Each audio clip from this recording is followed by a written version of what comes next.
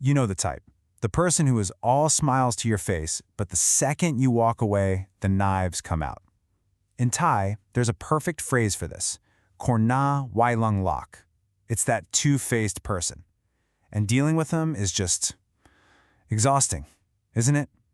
Well, today, we're going to break down exactly how to handle them, not just to survive, but to do it with real dignity and strength. This quote from a user on Reddit just hits the nail on the head, doesn't it? Do as I say, not as I do. It's basically the theme song for hypocrites everywhere. You hear it from bosses, from family members, maybe even from people you thought were friends. And this double standard? It's the root of that feeling of betrayal we're going to get into. So how do we actually get from feeling betrayed to feeling powerful?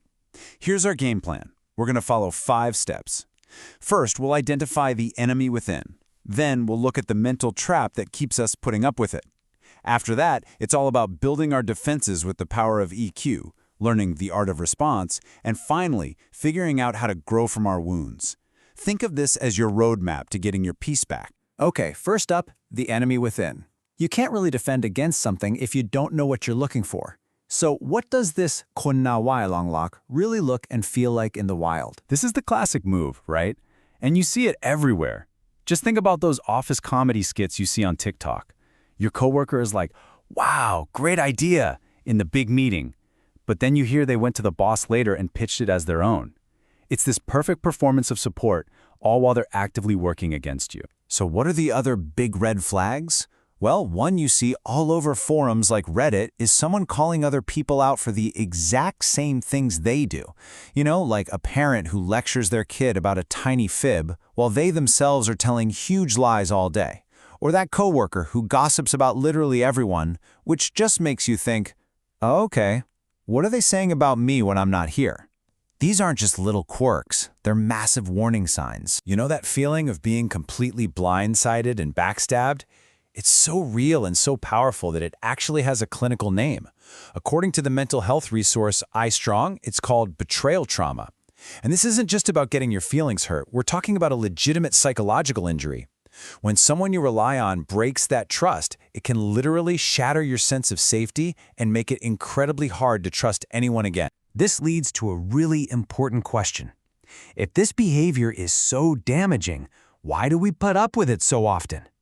That brings us to our second section, the mental trap, where we're going to dig into the psychological forces that make us tolerate things we know we shouldn't. A huge piece of the puzzle is our cultural wiring.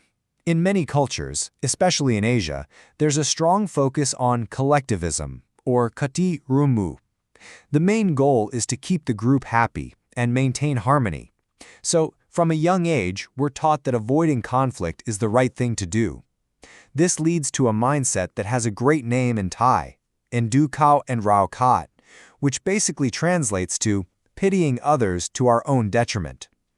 We're so focused on keeping the peace for them that we end up breaking ourselves. So, what's the way out of this trap? It's a little something called assertiveness, orการกล้าแสดงออกอย่างเหมาะสม.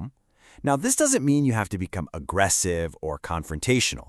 It's about finding that sweet spot in the middle, where you can express your own feelings and defend your own needs, but do it with respect. And here's the best part.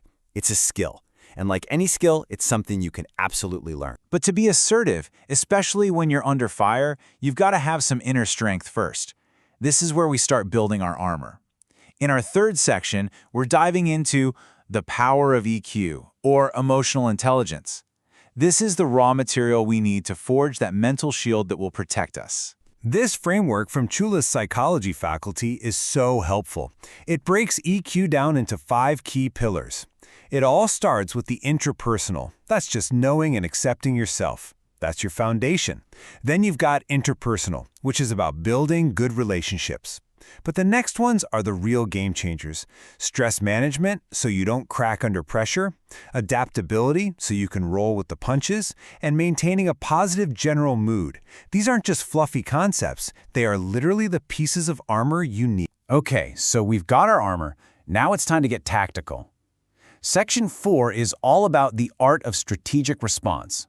This is where we move from just having inner strength to actually using it in the real world.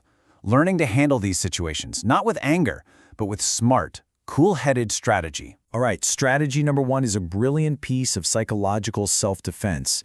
In Thai, it's called gleng ngo, which means feigning ignorance.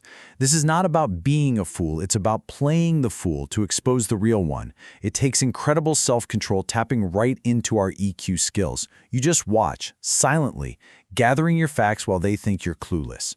You use that stress management to stay calm, which completely drains the power from their provocations.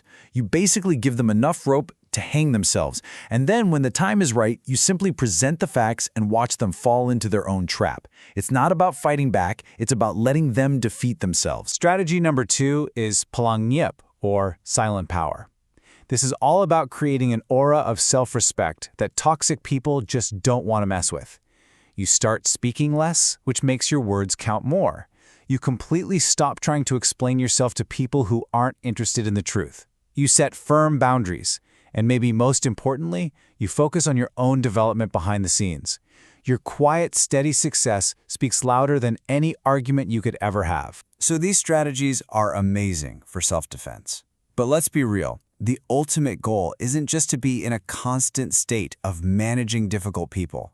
It's to heal so deeply that they barely even register on your radar anymore.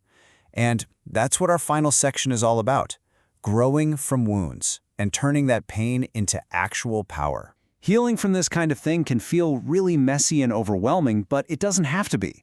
We can actually break it down into 3 clear phases. Phase 1 is the foundation. You have to acknowledge the pain and reconnect with your own self-worth. Then comes action. This is where you start using those strategies, setting boundaries, and pulling away from the drama. And finally, you get to growth, where you've processed what happened and you start using it as fuel to build a more authentic, peaceful life. It gives you a clear path to follow. So let's look at some really concrete things you can do to heal from that betrayal trauma. Again, this is from the iStrong Guide. First, just acknowledge what happened. Don't downplay it. Then, try writing down how you feel. It helps get it out of your system. Set super clear boundaries, especially if you can't cut the person out of your life completely. And this one is huge. Recognize the patterns in people so you can avoid this kind of pain in the future. And finally, please remember, there is zero shame in getting help from a professional. It's not a sign of weakness, it's a sign of real strength. At the end of the day, this whole journey isn't about getting revenge or proving them wrong. The real win is getting to a place where their games, their opinions, their negativity, none of it has any power over you anymore. Real freedom isn't about changing them.